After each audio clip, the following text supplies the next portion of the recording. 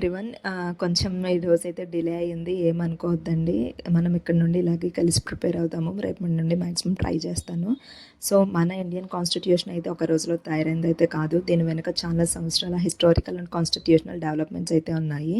ఈ జర్నీనే మనం historical background ఎందుకు చదవాలి అంటే, మన కాన్స్టిట్యూషన్ ఎలా ఎవాల్వ్ అయ్యిందో, దాని వెనుక ఉన్న స్ట్రగుల్స్ ఏంటి, మరియు మన కాన్స్టిట్యూషన్‌లో ఉన్న కొన్ని ఫ్యూచర్స్ ఎలా వచ్చాయో అర్థం చేసుకోవడానికి ఇది చాలా ఇంపార్టెంట్ అండి.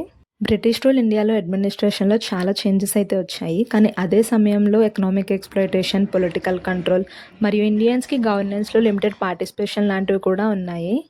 సో, బ్రిటిషర్స్ మన మీద పరిపాలన చేస్తున్నది ఎక్కువ అవుతున్నప్పుడు ఫ్రీడమ్ కోసం నేషనల్ మూవ్‌మెంట్ గ్రాడ్యువల్లీ స్ట్రాంగ్ అయింది. 1885లో ఇండియన్ నేషనల్ కాంగ్రెస్ ఫార్మేషన్ నుండి non cooperation, civil disobedience, quit India movement వరకు ఈ స్ట్రగుల్ కాన్స్టిట్యూషన్ ఫార్మేషన్ కోసము ఇంపార్టెంట్ ఫౌండేషన్‌గా అయితే నిలిచింది.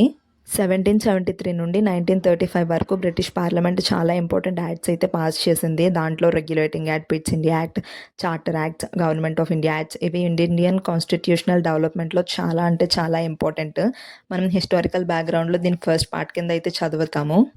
కాన్స్టిట్యూయెంట్ అసెంబ్లీ కోసం డిమాండ్ గ్రాడ్యువల్గా స్ట్రాంగ్ అయింది. 1940 ఆగస్ట్ ఆఫర్, 1942 క్రిప్స్ మిషన్ తర్వాత 1946 క్యాబినెట్ మిషన్ ప్లాన్ ద్వారా కాన్స్టిట్యూయెంట్ అసెంబ్లీ ఫార్మేషన్కి ఇంపార్టెంట్ స్టెప్ పడింది.